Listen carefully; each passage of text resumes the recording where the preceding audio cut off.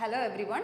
അപ്പോൾ നിങ്ങളെല്ലാവരും RPF-ൻ്റെ ആ ഒരു ചൂടിൽ അങ്ങനെ നിൽക്കുവാണ്. അപ്പോൾ അതിൻ്റെ ഇടയ്ക്ക് നിങ്ങൾക്ക് അറിയേണ്ട കുറേ കാര്യങ്ങളുണ്ട്. ഈ സെലക്ഷൻ പ്രോസസ്സ് എങ്ങനെയാണ്, അല്ലെങ്കിൽ എങ്ങനെയാണ് ആ ഒരു ആപ്ലിക്കേഷൻ മോഡ് എങ്ങനെ ആ എക്സാമിനെ അപ്രോച്ച് ചെയ്യാമെന്നൊക്കെ ഉള്ള ഒരുപാട് ഡൗട്ട്സ് നിങ്ങളുടെ മൈൻഡിൽ കാണും. അപ്പോൾ അതിനെക്കുറിച്ചിട്ടുള്ള ഒരു ഡീറ്റെയിൽഡ് വീഡിയോ ആണ് ചെയ്യുന്നത്. നിങ്ങൾ വീഡിയോയിൽ കാണുന്നത് പോലെ തന്നെ RPF കോൺസ്റ്റബിൾ ആൻഡ് സബ് ഇൻസ്പെക്ടറിൻ്റെ സെലക്ഷൻ പ്രോസസ്സ് എങ്ങനെ ആയിരിക്കും എന്ന് പറയാനാണ് ഞാനിന്നിവിടെ വന്നിരിക്കുന്നത്. അപ്പോൾ നമുക്ക് വീഡിയോയിലോട്ട് കിടക്കാം. അപ്പോൾ നിങ്ങളുടെ സെലക്ഷൻ പ്രോസസ്സ് ആദ്യമായിട്ടാണ് എക്സാം എഴുതാൻ പോകുന്നവർക്കാണെങ്കിൽ ഒരുപാട് ഡൗട്ട്സ് കാണും.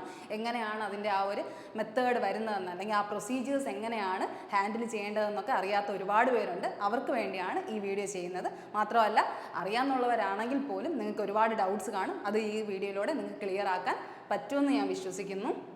അപ്പോൾ നമുക്ക് നോക്കാം.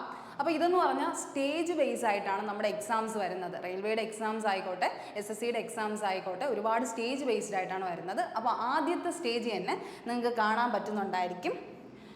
കമ്പ്യൂട്ടർ ബേസ്ഡ് ടെസ്റ്റ്, നമ്മുടെ CBT എക്സാമിനേഷൻ, റിട്ടൺ എക്സാമിനേഷൻ പോലെ കമ്പ്യൂട്ടർ ബേസ്ഡ് എക്സാമിനേഷനാണ് ഫസ്റ്റ് വരുന്നത്.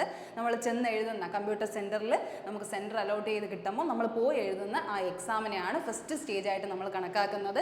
അതിൽ എത്ര ക്വസ്റ്റ്യൻസ് ഉണ്ട്? 120 ക്വസ്റ്റ്യൻസ് ആണ് നിങ്ങൾക്ക് വരുന്നത്. 120 ക്വസ്റ്റ്യൻസ് ആണ് നിങ്ങൾക്കുള്ളത്. സിലബസ് ഒക്കെ അറിയായിരിക്കും. നമ്മുടെ ജനറൽ അവയർനെസ്സും മാത്സും റീസണിങ്ങും പോലുള്ള സബ്ജക്ട്സ് ആണ്. നോർമലി എങ്ങനെയാണോ റെയിൽവേ പാറ്റേണിൽ വരുന്നത് അതേ എക്സാം സിലബസോടെയാണ് നമുക്ക് ഈ എക്സാമും എഴുതേണ്ടത്. നിങ്ങൾ ആരും പേടിക്കേണ്ട. ഉടനെ തന്നെ നമ്മുടെ ഒരു ഡീറ്റെയിൽഡ് വീഡിയോ, സിലബസിനെ കുറിച്ചിട്ടുള്ള ഒരു ഡീറ്റെയിൽഡ് വീഡിയോ വരുന്നതാണ്. അതിനുവേണ്ടി വെയിറ്റ് ചെയ്തിരിക്കുക. അതിലെന്തായാലും എങ്ങനെയൊക്കെയാണ്, എന്തൊക്കെ കണ്ടൻസ് ആണ് വരുന്നത്, അല്ലെങ്കിൽ മാത്സിൽ എത്ര പോർഷൻസ് ആണ് കവർ ആവുന്നത്, അഡ്വാൻസ് ഉണ്ടോ എന്നിട്ടുള്ള എല്ലാ ഡൗട്ട്സും നിങ്ങൾക്ക് അതിലൂടെ ക്ലിയർ ചെയ്ത് കിട്ടുന്നതാണ്. GK എങ്ങനെയാണ്, ജനറൽ അവയർനെസ്, അതെല്ലാം ഉടനെ വരാൻ പോകുന്ന വീഡിയോയിൽ പറയുന്നതാണ്. അപ്പോൾ നമുക്ക് ഇപ്പോഴത്തെ വീഡിയോ നോക്കാം. അപ്പം ടോട്ടലി പറയുകയാണെങ്കിൽ കമ്പ്യൂട്ടർ ബേസ്ഡ് എക്സാമിനേഷനിൽ 120 ക്വസ്റ്റ്യൻസ് ആണ് ഈ എല്ലാ സിലബസും കവർ ചെയ്ത് വരുന്നത്. 120 ക്വസ്റ്റ്യൻസ് ആണ്. സമയം കാണുന്നുണ്ടായിരിക്കും 90 മിനിറ്റ്. 90 മിനിറ്റ് എന്ന് പറഞ്ഞാൽ 1.5 മണിക്കൂറാണ് 120 ക്വസ്റ്റ്യൻസ് ചെയ്യാനുള്ള ടൈം. 120 ക്വസ്റ്റ്യൻസ് 90 മിനിറ്റിൽ, അതായത് 1.5 മണിക്കൂർ കൊണ്ട് നിങ്ങൾക്ക് കംപ്ലീറ്റ് ചെയ്യാനാണ് ടൈം ഉള്ളത്. അപ്പോൾ ഫസ്റ്റ് എന്ന് പറഞ്ഞാൽ ഇനി എന്താണ് അതിൻ്റെ പോസിറ്റീവ് മാർക്കിങ്ങും നെഗറ്റീവ് മാർക്കിങ്ങും. നിങ്ങൾക്ക് കറക്റ്റായ എത്ര മാർക്ക് കിട്ടും, നെഗറ്റീവായ എത്ര മാർക്ക് കിട്ടും. അപ്പോൾ നിങ്ങൾക്ക് കാണുന്ന പോലെ തന്നെ പോസിറ്റീവ് മാർക്കിന് എത്രയാണ്, അതായത് കറക്റ്റ് ആൻസറിന് 1 മാർക്കും, അതുപോലെ നെഗറ്റീവ് മാർക്കിന് 1/3 എന്നുള്ള ഒരു രീതിക്കാണ് പോകുന്നത്. 1/3 എന്ന് പറഞ്ഞാൽ ഇപ്പോൾ എന്താണ്, നെഗറ്റീവിൻ്റെ വെയിറ്റേജ് ഇവിടെ കൂടുതലാണ്. അതായത് ഇപ്പോൾ നിങ്ങളൊന്ന് ആലോചിച്ച് നോക്കുകയാണെങ്കിൽ നിങ്ങളൊരു 4 ക്വസ്റ്റ്യൻ അറ്റൻഡ് ചെയ്തു. ഒരു 4 ക്വസ്റ്റ്യൻസ് അറ്റൻഡ് ചെയ്തതിൽ ഒരു ക്വസ്റ്റ്യൻ എന്തായി, ശരിയായി. ഒരു ക്വസ്റ്റ്യൻ എത്ര മാർക്ക്? അപ്പം 1 മാർക്ക് കിട്ടി. അതിൽ ബാക്കി 3 ക്വസ്റ്റ്യനും എന്ത് പറ്റി, തെറ്റിപ്പോയി. അങ്ങനെയാണെങ്കിൽ ഇപ്പം നിങ്ങൾക്ക് ഇവിടെ മാർക്കുണ്ടോ? ഇതെന്തായി മാറും? ഇവിടെ ആ 1 മാർക്ക് ഈ ഒരു മാർക്കിന് തുല്യമായിട്ട് പോകും. അപ്പോൾ എത്ര കിട്ടും നിങ്ങൾക്ക്? 0. അതായത് 4 ക്വസ്റ്റ്യനിൽ 1 ക്വസ്റ്റ്യൻ ശരിയായിട്ട് ബാക്കി 3 തെറ്റിപ്പോയാൽ നിങ്ങൾക്ക് എത്ര മാർക്കേ ഉള്ളൂ? 0 മാർക്സേ ഉള്ളൂ. അപ്പോൾ അതാണ് അവിടുത്തെ നെഗറ്റീവിൻ്റെ വെയിറ്റേജ് ഇവിടെ എന്താണ്, കുറച്ച് കൂടുതലായിട്ടാണ് നിൽക്കുന്നത്. അപ്പോൾ നിങ്ങൾ ഈ എക്സാം എഴുതുന്നവർ നല്ലപോലെ തന്നെ ശ്രദ്ധിച്ച് മാത്രമേ ഈ എക്സാംസ് അറ്റൻഡ് ചെയ്യാൻ പാടുള്ളൂ. അപ്പോൾ ഇത്രയാണ് നമ്മുടെ CBT എക്സാമിൻ്റെ ആ ഒരു സ്റ്റേജ് 1 വരുന്നത്. നിങ്ങളുടെ റിട്ടൺ എക്സാമിനേഷനെ കുറിച്ചാണ് പറയുന്നത്. കമ്പ്യൂട്ടർ ബേസ്ഡ് എക്സാമിനേഷനാണ് വരുന്നത്. അത് കഴിഞ്ഞ് വരുന്ന സ്റ്റേജ് 2 അല്ലെങ്കിൽ സ്റ്റേജ് 2 ആൻഡ് 3 എന്ന് നമുക്ക് ഒരുമിച്ച് പറയാൻ പറ്റുന്നത് നമ്മുടെ CBT എക്സാമിനേഷൻ ക്വാളിഫൈ ആയവർക്ക്, അതായത് കമ്പ്യൂട്ടർ എക്സാമിനേഷൻ പാസ്സായി നിൽക്കുന്നവർക്ക് നെക്സ്റ്റ് സ്റ്റേജ് ആയിട്ട്, അതായത് കട്ട് ഓഫ് ഒക്കെ വന്നതിന് ശേഷം അടുത്ത സ്റ്റേജായിട്ട് വിളിക്കുന്നതാണ് നമ്മുടെ physical measurement and efficiency test. Physical ടെസ്റ്റും അതുപോലെ തന്നെ നമ്മുടെ മെഷർമെൻറ്റ് ടെസ്റ്റും. അതായത് മെഷർമെൻറ്റ് ടെസ്റ്റ് എന്ന് ഉദ്ദേശിക്കുന്നത് ഹൈറ്റും അതുപോലെ തന്നെ ചെസ്റ്റിൻ്റെ മെഷർമെൻറ്റാണ്. ഹൈറ്റും ചെസ്റ്റിൻ്റെ മെഷർമെൻറ്റുമാണ് നമ്മുടെ മെഷർമെൻറ്റായിട്ട് ഇവിടെ ഉപയോഗിക്കുന്നത്. ഹൈറ്റ് എന്ന് പറയുമ്പോൾ ഗേൾസിനും ഉണ്ട് മെയിലിനും ഉണ്ട്.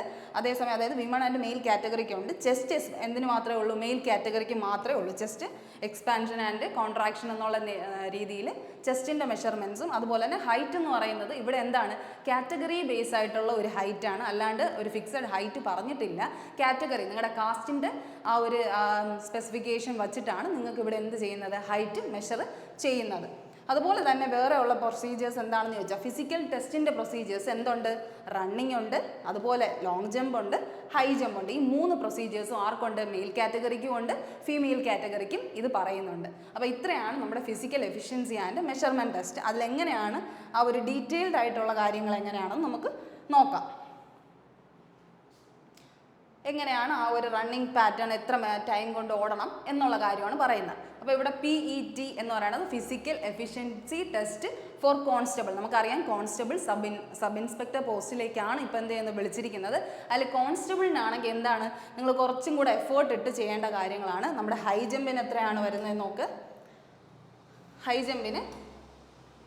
ജമ്പ് മെയിലിന് എത്ര ചെയ്യണം 4 ഫീറ്റും, അതേസമയം ഫീമെയിലിന് എത്രയാണ് 3 ഫീറ്റ്. അതായത് മെയിലിന് കുറച്ച് കൂടുതലും ഫീമെയിലിന് അതിനേക്കാളും കുറച്ച് കുറവുമായിരിക്കും വരുന്നത്.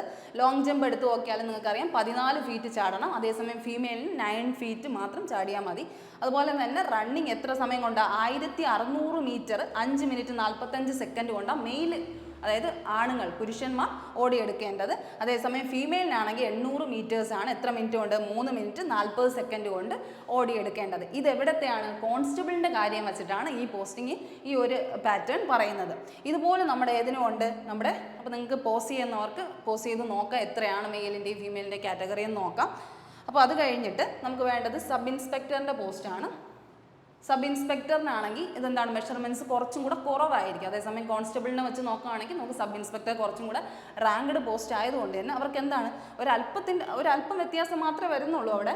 അപ്പോൾ അതെന്താണെന്ന് നോക്കാം. ഇത് എവിടെ എന്താണ് 3 ഫീറ്റ് 9 ഇഞ്ച്, അവിടെ 4 ഫീറ്റ് പറഞ്ഞെങ്കിൽ ഇവിടെ 3 ഫീറ്റ് 9 ഇഞ്ച് പറഞ്ഞു. അതുപോലെ ഫീമെയിലിനാണെങ്കിൽ 3 ഫീറ്റാണ് പറയുന്നത്. ലോങ് ജമ്പ് എത്രയാണ് 12 ഫീറ്റേ ഉള്ളൂ. അവിടെ ആണെങ്കിൽ 14 ഫീറ്റ് മെയിൽ ചാടണമായിരുന്നു, ഇവിടെ 12 ഫീറ്റേ പറയുന്നുള്ളൂ. അതുപോലെ ഇവിടെ എന്താണ് കുറച്ച് സമയത്തിൻ്റെയൊക്കെ വ്യത്യാസം കൊടുത്തിട്ടുണ്ട്. ഫീമെയിലിൻ്റെയും മെയിൽ കാറ്റഗറിക്കും പറഞ്ഞിട്ടുണ്ട്, സബ് ഇൻസ്പെക്ടറിൻ്റെ കാര്യത്തിൽ പറഞ്ഞിട്ടുണ്ട്. അത് നിങ്ങൾ നന്നായിട്ട് പോസ് ചെയ്തിട്ട് നോക്കുക. അപ്പം 3 കാറ്റഗറിയാണുള്ളത്: high jump, long jump, running. Written exam പാസ്സായി കഴിഞ്ഞവർക്ക് ഏതാണ് അടുത്ത് വരുന്ന എക്സാമിനേഷനാണ് ഫിസിക്കൽ എഫിഷ്യൻസി ടെസ്റ്റ് എന്ന് പറയുന്നത്. അപ്പോൾ അതിൽ ഈ 3 പ്രൊസീജിയേഴ്സും പാസ്സായി കഴിഞ്ഞാൽ നിങ്ങൾക്ക് അടുത്ത സ്റ്റേജിലേക്ക് കടക്കാമെന്നുള്ളതാണ്. അപ്പോൾ ഇത് നിങ്ങൾ നന്നായിട്ട് പോസ് ചെയ്തിട്ട് മനസ്സിലാക്കുക.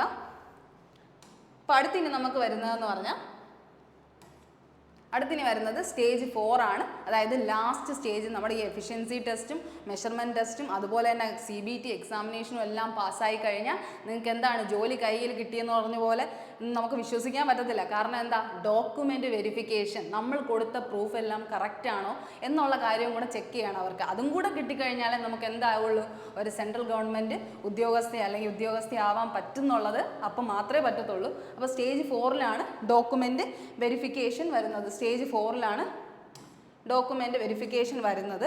ഇവിടെയാണ് നമ്മൾ ഇന്നലെ ഒരു വീഡിയോ ചെയ്തിരുന്നു.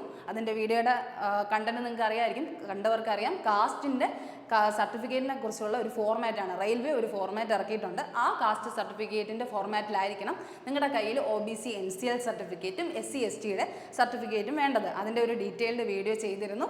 കാണാത്തവർ താഴെ കാണുന്ന ഡിസ്ക്രിപ്ഷൻ ബോക്സിൽ കയറി നിങ്ങളുടെ ആ ഒരു വീഡിയോയിലേക്ക് പോകാൻ കഴിയുന്നതാണ്. അപ്പോൾ അതിൽ നിന്ന് എന്തെങ്കിലും ഡൗട്ട്സ് ഉണ്ടെങ്കിൽ അതിലേക്ക് നോക്കിയാൽ മതി.